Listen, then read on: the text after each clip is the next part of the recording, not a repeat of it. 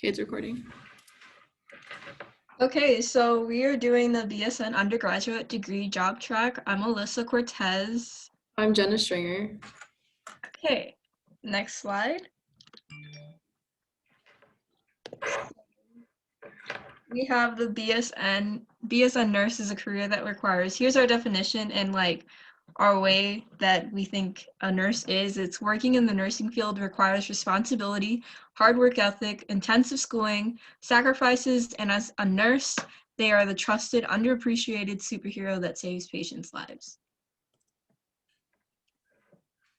Next, we have job exploration.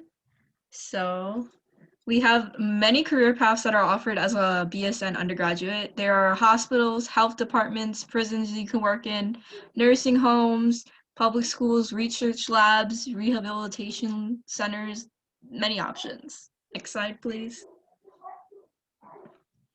And we will now continue with qualifications and trainings.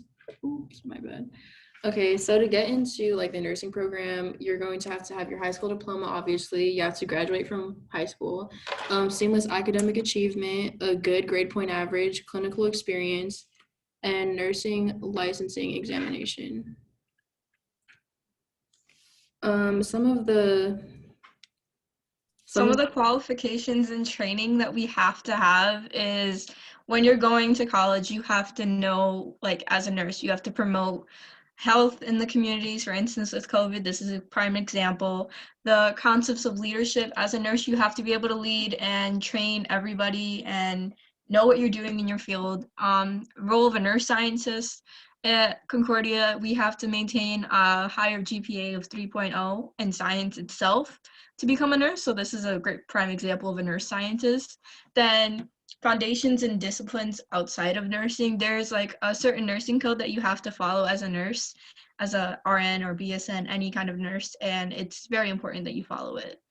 Next slide, please. Okay, we will now continue on to some of the requirements or content that you will learn about through the program, which is health promotion, disease prevention, public health, health policy. Sorry, I can barely read this. Shit, my bad. Gerontology, and that's basically the study of old age, and then ethics and genetics. Further, you'll learn about research, evidence-based practice, and you should have like good writing skills, professionalism, and care to coordination. Okay, next we have in more detail, the 4 years graduate required. You have 5 major areas for a BSN degree. You have to learn evidence-based practice, leadership, professionalism, journalistic, nursing practice, liberal arts, and education. Now, this is a general overbroad of what we should have as qualifications and training, but they are very important in many programs at universities and other colleges. Then, besides these major BSN degree things that are necessary, you have general education sources such as global science, global society, engagement in civil leadership, ethical decision making, practice cultural competence, comprehension of economic and political forces that impact health there. As a nurse, all of these are important so you understand what is happening around the world and how other people may not have specific healthcare needs that can qualify them for certain medicines or treatments. Next slide, please. And now I will go into qualifications and training. Sorry about that. These are just some of the routes that you can take to achieve the degree of your choice. If you just want the ADN, which is the Associate's degree of Nursing, you can just go through a community college for 2 years. And if you would like the BSN but don't want to go straight through the 4-year route, you can do 2 years for the ADN and then do 2 more years later on to get your bachelor's. Or you could just go straight through the 4-year program at a private institution or university to achieve the Bachelor's of Science of Nursing, which is the BSN. And then we will continue on to knowledge and skills. So, sorry about that, but professional associations are basically institutions which seek to further a particular profession, and in this case, nursing. Some of the professional associations which there are for nursing are the Academy of Neonatal Nursing, American Association of Heart Failure Nurses, Oncology Nursing Society, and the Society of Trauma Nurses.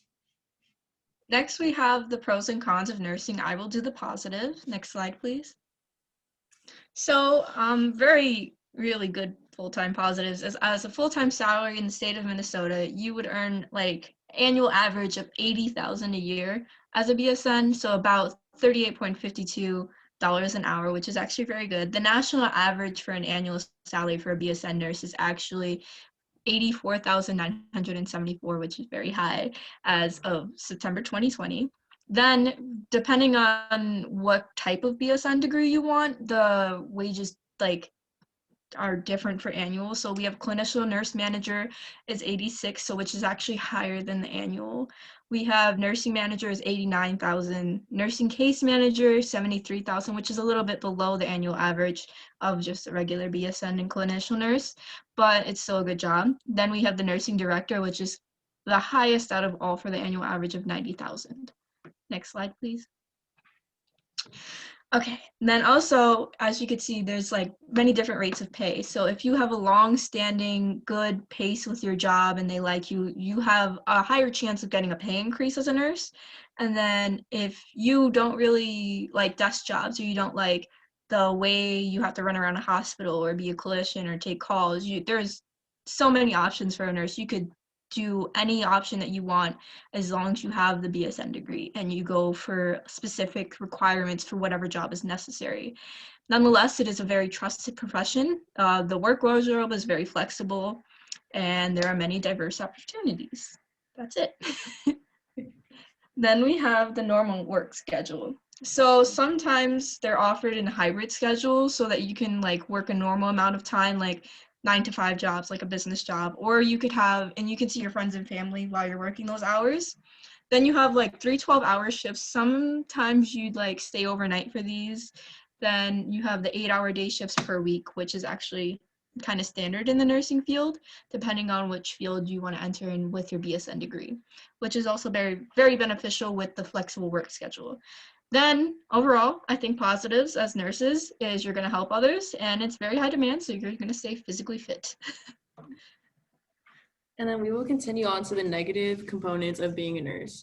So the thing is that there's like a high workload. A lot of times you work 12-hour shifts or 8-hour shifts. And if you work lower than that, you'll most likely work the entire week, which is very exhausting to some people. So there's a lot of physical demand because you're pushing carts around, you're going back and forth between patients. It's a lot. And now with the pandemic, there's the whole component of being exposed to coronavirus. So that can take a toll on people mentally because when they come home, they could potentially transfer that virus to their children. So it's a lot of emotional and mental turmoil, as well as stress, and then the burnout overall, as we've discussed prior. And then we'll go into job opportunities for nursing. So as some of you may know, nursing is one of the fastest growing careers in the country and is actually projected to grow 7% from 2019 to 2029, faster than the average of all the occupations. And the reason for this is we have a high need for nurses due to a spike in chronic conditions such as diabetes and obesity. And some of the possible positions you can work is as a school nurse, a forensic nurse, which is like you can work on crime scenes and stuff, pharmaceuticals, which is drugs, hospitals, case management nurse, travel nurse, and a flight nurse. And with these job positions, there are 2 categories that you can be put into. There's like the nurse educator or the nurse management. And for the nurse educator, you could be a telemedicine nurse, a nurse case manager, a legal nurse consultant, a nurse informatics specialist. And then for the nurse management, you could be a chief nursing officer, a director of nursing, a nurse manager, a nurse administrator, or a healthcare manager.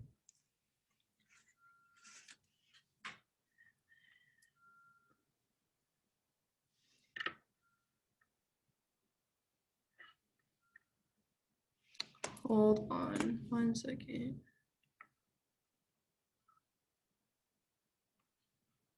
Hold on, we're having some technical difficulties, so just give us 1 second.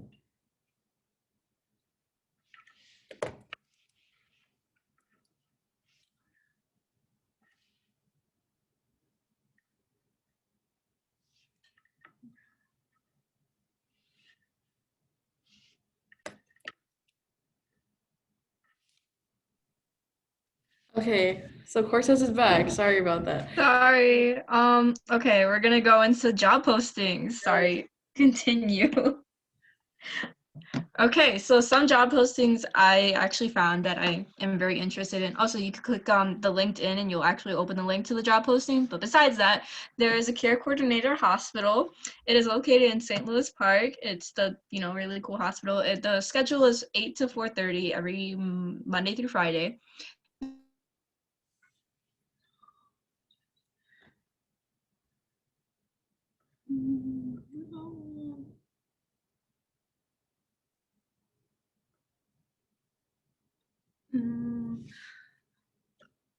I think we're having some connection issues, so do not just disregard this. We're gonna try to work it out.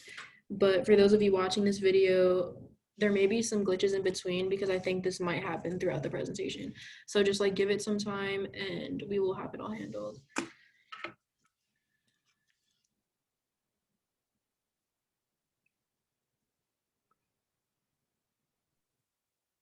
Okay, Cortez is back.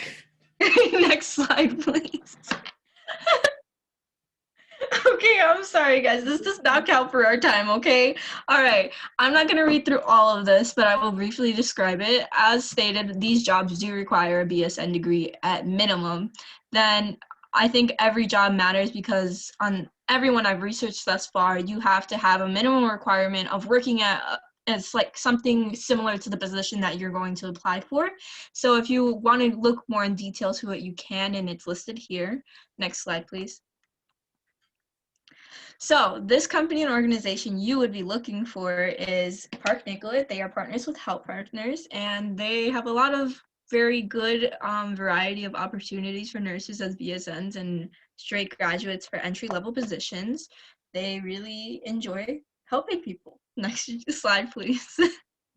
So there's their values and like their mission statements and stuff we have. You could see that excellence, compassion, partnership, and integrity do not fall short of their values, which is very important as somebody who would be working underneath them. Next slide, please.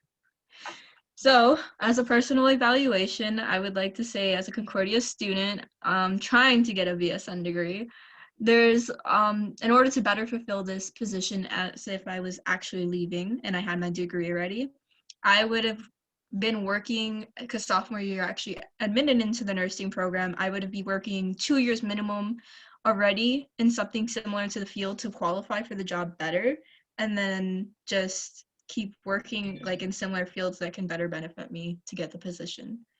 Next slide, please. So here's the timeline for graduation.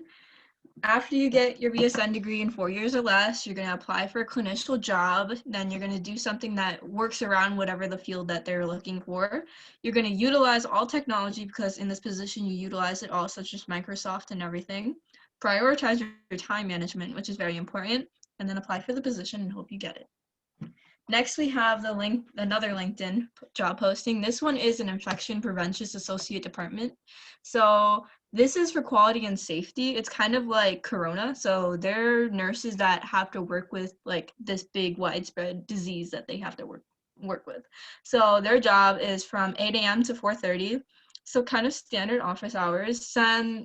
Now I bet a good example is they're working off hours because this is an accentuating circumstance that they have to fix right away because it is a global pandemic. So max like regular 40 hours a week, but if necessary more. Next, please.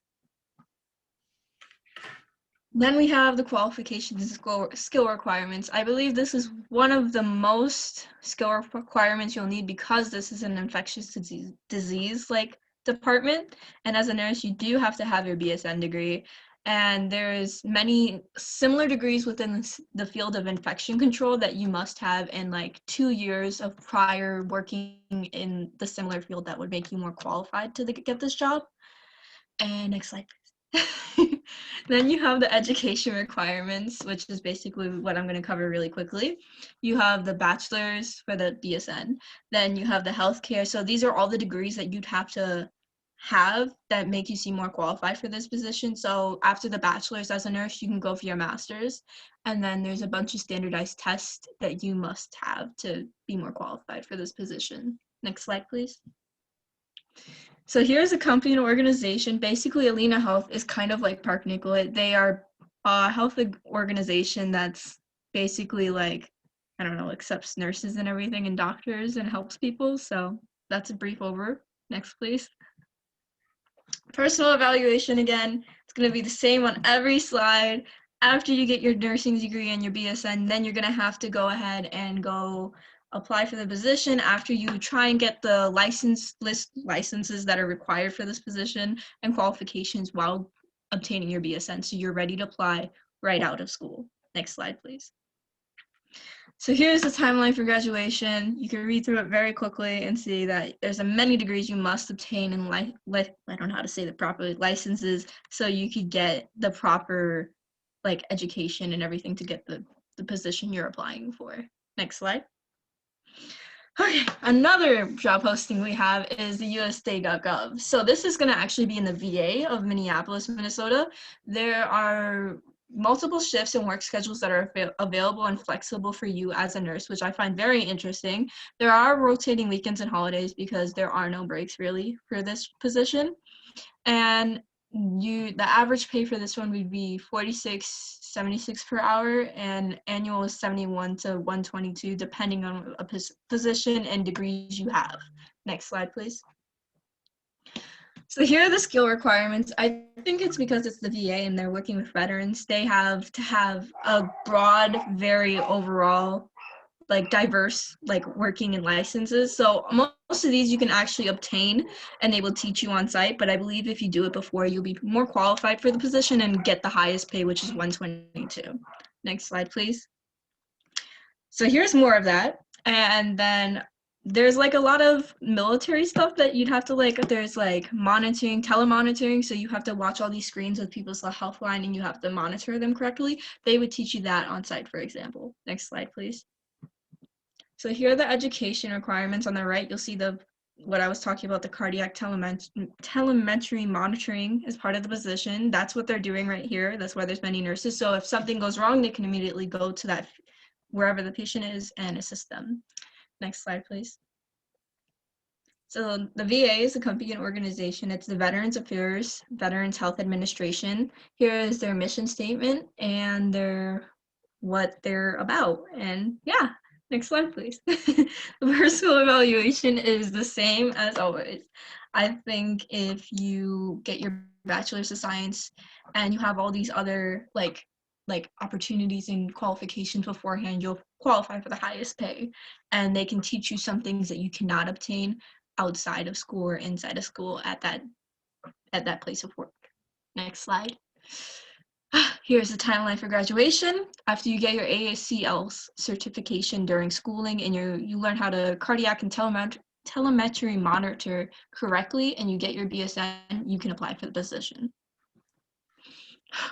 Okay, we have, last but not least, the licensed school nurse. You know, all those nurses you had to go to school with. Okay, the work schedule would be Monday through Friday, standard, depending on like high school, kindergarten, whatever. But this one I think is just believed for everybody. So then the base pay range would be $32.37 an hour to $69.18, depending on your qualifications, which we'll go over next. You have the annual of $105,000. So here are some qualifications. If you have your master's in science, this is what you would qualify for, your PhD degree. You have to be registered in CPR, obviously. Then just have a major in medical specialty pediatrics. Next slide, please. Here are the education requirements. There's a bachelor's of science, which is the minimum, and that is what we're going for. And then here are the benefits. You get a 401k matching, dental insurance, health insurance, and vision insurance. Okay, this is a company and organization. You have Anoka Hennepin Schools. Anoka in Hennepin County is basically a school district, and obviously they offer benefits, which we already went over, and they are flexible with their workers and employers. Next slide, please. So the personal evaluation will be the same thing. Work towards your BSN, and then in between BSNing and schooling, work in a hospital, and then get some degrees, get your CPR licensing, then apply for the position right out, which is going to be on the next slide for timeline for graduation. There you go. Okay, next slide, please. Okay, we will now proceed to doing the interview. Okay, so the interviewee that we chose from the nursing field is Angie Winchesky Huber. She is a cardiology nurse, which basically is what Cortez was talking about. They specialize in the treatment of cardiovascular problems with surgery, medication, and lifestyle changes. She is employed at the Salem Health Hospital in Oregon. And so these are the 5 required questions that we asked, but they are on the slides that follow, so I'll just read it as they come along. So, how did you get into this career? Angie was originally a biology major, but then after her grandpa persisted that she would make a great nurse, she thought about it for a little bit. But on his deathbed, she was actually the one who would take care of him. And after that moment, she decided that that was the career path for her. And so she switched to nursing. And then, do you have any advice for us if we want to pursue a degree or a similar career in nursing? She states that there's an orientation period after graduating from the nursing program where you learn a lot of skills prior to being thrown completely into the deep end. She recommends taking advantage of this time and asking a ton of questions. But she also says that you will never be in the deep end. You will always have people to ask questions to and to rely on for help. So, what is your typical day like and your typical schedule? Angie's day consists of monitoring patients' cardiac telemetry, which is what Cortez was talking about, addressing abnormalities, giving medication, assessing the patient, patient care, and making sure the patient stays stable. She generally works a 12-hour shift 3 times a week and has 4 days off. What do you like and dislike about your job? She enjoys helping patients and bringing them back to stable heart rate. She said it's very fulfilling to help people for a living, as, like we all know, that's what nurses do. She dislikes rude patients and doctors who undermine her practice. Could you speak about your work and her life balance and quality? Angie tries to work longer shifts, the 12-hour shifts, as stated earlier, so that she has more days off and can spend those days with her family. Because she actually just gave birth, so it works better for her. She's on like her pregnancy leave, but the 4 days off allows her to have time with her baby. And then these are the additional questions which we asked, which will be on the following slides. So, how do you cope with the loss of a patient? She copes with the loss of patients by never getting too attached and debriefing with staff members about what happened. She states that grief is inevitable, but you have to remember that at the end of the day, you go home and they go home. And so the less attached you are, the better it will be in the long run if your patient does unfortunately pass away. And then, how do you deal with someone who is not satisfied with your patient care? She says that some people will never be pleased with how you treat them. You just have to take it with a grain of salt and deal with it. What helps is sitting down with the patient who is not satisfied and asking them what can be done better. The next question is, what do you see as the most challenging aspect of your job? As stated earlier, the large workload is a huge problem for her. She says fitting the 16-hour shift of stuff into a 12-hour shift is difficult. She says you have to be able to work on your toes and efficiently. Also, patient care can be difficult, especially when you have to tone down what you really want to say in hopes of being respectful and polite. And then the question that I know reigns on a lot of our minds, being nursing majors, is what happens if you don't get into the nursing program and what alternatives do you have? She says if you don't get accepted, it's not the end of the world. You can always switch schools and apply elsewhere. She recommends asking the program you got rejected from what you did wrong, fix it, and do better next time. And then the final question is, when I become a nurse, what is some advice you have for me to become the most successful nurse possible? She says to never shy away from help because there's always room for improvement. She has seen nurses crash under pressure because they attempted to do it all alone. However, these situations could have been prevented by reaching out when necessary. So we have connecting contact. Next slide, please. We have the way you can get in contact with somebody, like somebody in our field that we're actually covering right now, and an alumni, is you could go to your admissions counselor on campus and ask them, reach out to them and ask for ways to connect with people. You have your LinkedIn account. You could search up and put your own personal information in there and reach out and email nurses to get the conversation going about the field that you want to enter, if it's okay and the steps you're taking is great. Talk about your interest and the path you want to take, and just overall network as much as you can. And then how to apply to the CSP nursing program. So you would first apply to the CSP undergraduate, as an undergraduate to the pre-nursing program. So then that's like your high school transcript, your GPA, your ACT, SAT scores, etc., and then the essay. And then after you pass all your prerequisite courses with at least a C average, which is a big requirement, if you fall under that, you won't look as competitive and it'll be extremely difficult to get in. You want to also gain healthcare experience during this time because, again, it makes you look more competitive and it's a very appetizing career for a lot of nursing majors. For instance, I think nursing is one of the most popular majors here at CSP, so having that healthcare experience under your belt makes you look better. And then finally, in the spring semester of your sophomore year, you would apply to CSP's nursing program, and you would do that through a program called Nursing CAS. And then So here are citations where we got our resources from. There's only 2 slides worth, I think. So yeah, that concludes our presentation. thank you all for watching. I'm going to try to end this properly. Hold on. Okay. Stop recording.